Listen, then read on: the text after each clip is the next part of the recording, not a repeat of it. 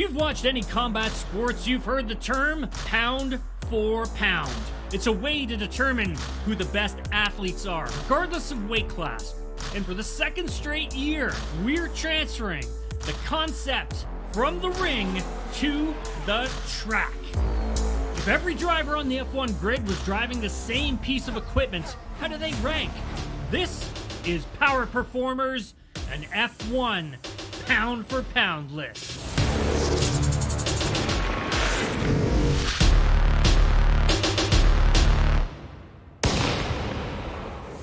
Now granted, this is a list based off of drivers' performances right now. And perhaps the biggest surprise may be who did not make the top 10, as there were many, but most notably both Fernando Alonso and Sergio Perez on the outside looking in.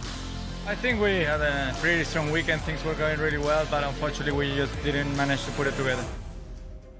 Fresh off scoring his first points of the year, Alex Albon sits at number 10, squeezing the most out of the Williams, while Nico Hülkenberg might be in the finest form of his career. Despite a flawed car, Hülkenberg has been tremendous in qualifying sessions, outperforming many drivers who have better equipment, while Yuki Tsunoda, he sits at number 8. Some might be surprised to see F1's winningest driver, Lewis Hamilton, in 7th. Why don't you tell me how that was critical? Lewis Hamilton kind of feels there that if he'd have pushed really hard, he might have had a chance. Not only is Hamilton in a multi-year winless stretch at the moment, his form hasn't matched that of teammate George Russell, who I have in 6th. Let's go to the top 5, where Carlos Sainz is making the most of his free agent season, sitting in 4th in the driver standings and consistently a podium threat. For the revamped McLaren, get used to the driver ranked in 4th. Oscar Piastri is proving he belongs with the sports elite. Yet still, he trails a driver who finally seems to have unlocked a potential we've been talking about for years. Lando Norris wins for the first time in Formula One. It's victory in Miami for Norris and McLaren.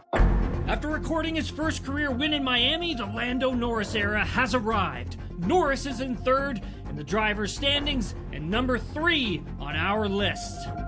Charles Leclerc wins the Monaco Grand Prix. At number 2, Charles Leclerc. Months after Ferrari signed Lewis Hamilton, Leclerc seems to be in the best form of his career. Leclerc is driving with a confidence and focus fitting of a guy long thought to be a future world champion. And at number 1, Max Verstappen will take back the top step.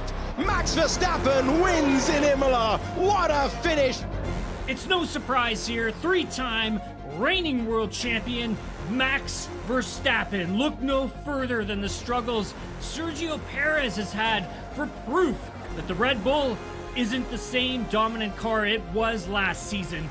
Yet, in the uber-talented hands of Verstappen, it's still a machine capable of blowing away the field. And while all his contemporaries aim to close the gap, Verstappen has his sights set on yet another world title and a legacy that belongs with the sport's all-time greats.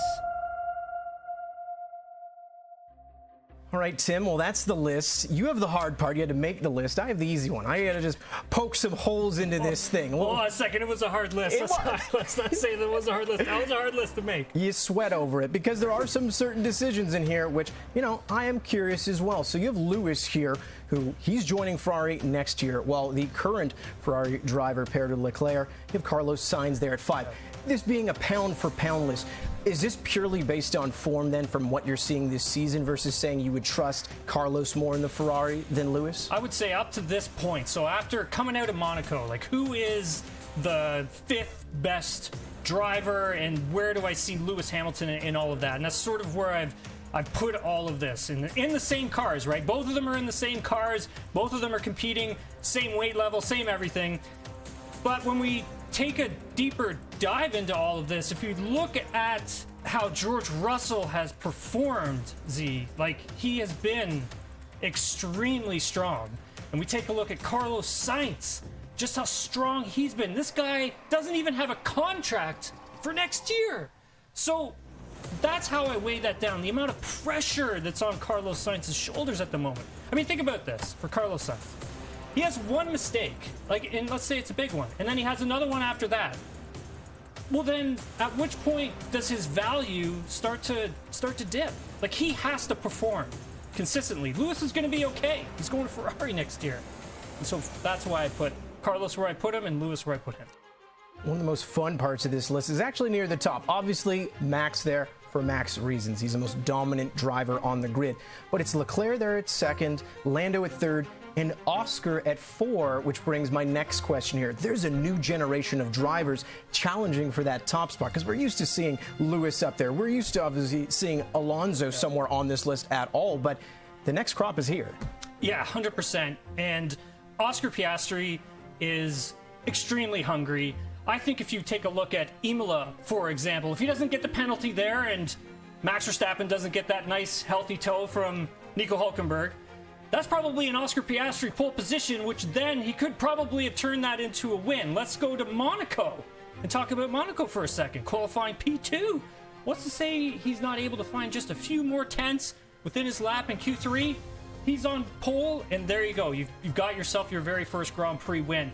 Oscar Piastri, I think, and this is my opinion, I think he's one of the stars of the future. I see him as a potential generational talent. I'm throwing him up there with the likes of Hamilton, Verstappen, Leclerc, Norris.